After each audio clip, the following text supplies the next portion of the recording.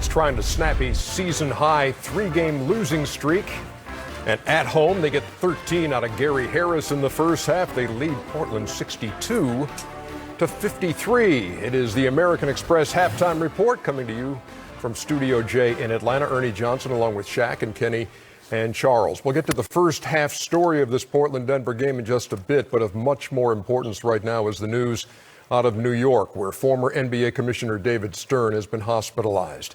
The NBA released the following statement, which said Stern suffered a sudden brain hemorrhage today and underwent emergency surgery. Our thoughts and prayers, the statement reads, are with David and his family. Stern's 30-year run as commissioner began in 1984, and in 2014 he stepped down, replaced by Adam Silver.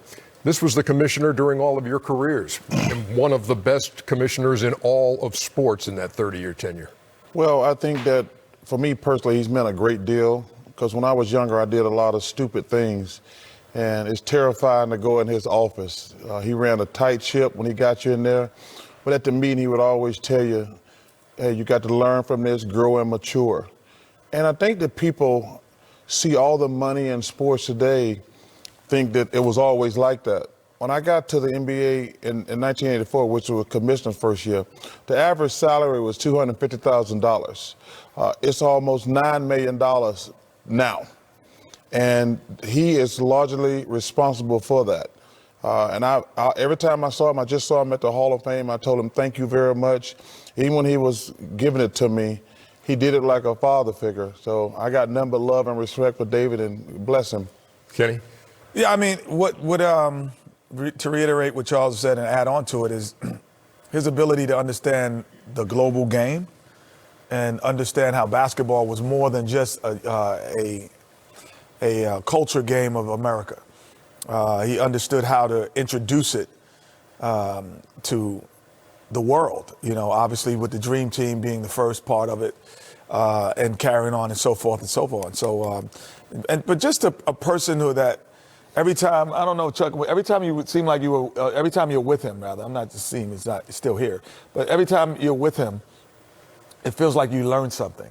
He says like one thing about business or about the game or about strategy that you go, man, I never looked at it that way. Right. So that's what, you know, the most enjoyable part of being around Commissioner Stern. He's what you would call a visionary.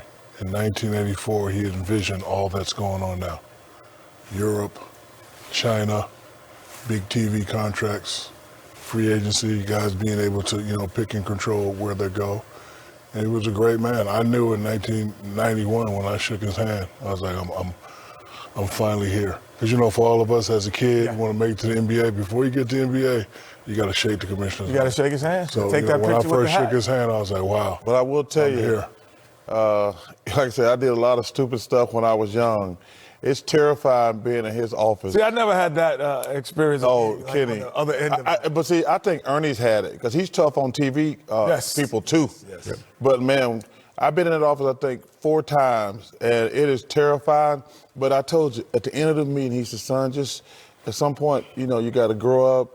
But he always, like you said, he always made me feel better at the end. Even though he had chewed me out for 30 minutes, at the end, like he said, hey, you're going to be fine. Just learn from this. And we talk about his vision and his scope for the game and going outside of borders. And on this night in which a game is played in Mexico City, again, as that series continues, that's all the work of David Stern. So he is hospitalized tonight.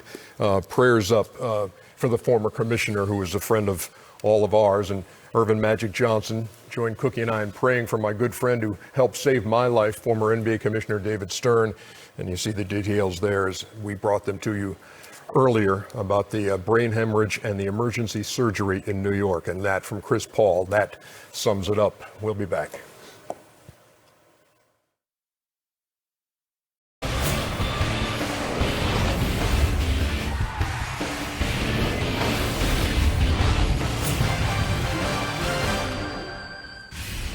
The Sixers and Celtics, called by Marv Albert, Chris Webber, and Allie LaForce. And later, we'll bring you the Blazers and the Nuggets. While here inside Atlanta's Studio J, it's TNT NBA Tip-Off presented by Auto Trader Ernie Johnson, Charles Barkley, Kenny the Jet Smith, and Shaquille O'Neal. So a lot of what you guys were saying the other night kind of got the attention of some folks in Philly. Let's go to It's Easy, presented by Auto Trader, and look at the line for Joel Embiid in the win over the Nuggets the other night when he had 22 points, 8 out of 18 from the floor, played 31 minutes. And you guys assessed his performance, which included this circus shot and his reaction to it. And what you had to say about Joel Embiid and his approach to the game resonated with him. We're not criticizing. We're telling you, you could be great. You ain't playing hard enough. 22 ain't enough to get you to the next level. You want to be great or you want to be good? If you want to be good, keep getting 22 points. You want to be great? Give me 28. Give me 30. You want to be great? Watch Giannis Antetokounmpo, whatever his name is. He wants to be great. No question. Freak. When I'm playing against Carmelo, Kevin McHale, Larry Bird, guys who are great power forwards, my antenna is up.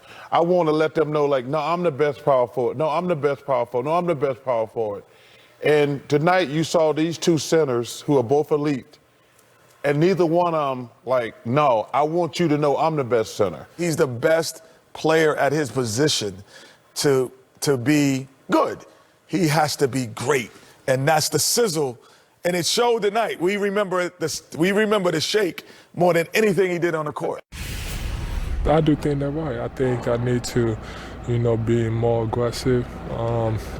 Just look to impose myself. Just look to dominate. I think the whole season I haven't done that, and then you can see the ways affected my efficiency and my stats. So, I guess I need to go back to having fun and just dominate. And but I get what they're saying, and I think they're right, and I got to make a change.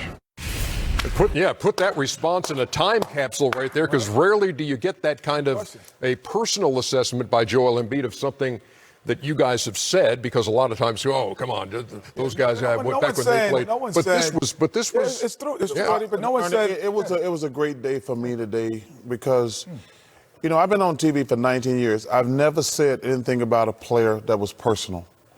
And I know Shaq and Kenny, one of the reasons I love doing this show, you got guys who do hot takes on other shows. Like, I want to help all these guys be great players. The turning point in my career, I went to Moses Malone, who I call Dad, the most important person in my basketball career. I said, Moses, why am I not getting to play? He says, you fat and you lazy. And I said, what? He said, you're fat and you're lazy. And I says, so we sit down. He said, Charles, you weigh 292 pounds. You can't play basketball in NBA at 292 pounds. Now, I could have went like today's generation and said, he's just an old man, get off my lawn. But I had to go home and think about that. And I went up to his apartment that night. He says, let's lose 10 pounds. So I went to 290, 280, 270, 260, 250.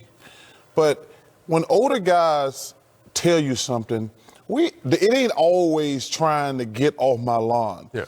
And as I said, Joel Embiid is a good player. It's time for him to be a great player. I watch a lot of shows, no disrespect to other shows. This show and probably the other NBA show is the only one that can say certain things that we say. So I don't like the word criticism. We don't talk about people. We're just giving you answers to the tests. When it comes to being a great big man, I know what I'm talking about. When it comes to being a great big man, Charles Barkley knows what he's talking about. When it comes to, being a great other, Kenny knows what he's talking about. So I'm not worried about his response. Our job is to critique and tell you what you're doing wrong. The reason why we jump on him, because we see something in him that maybe he doesn't see himself.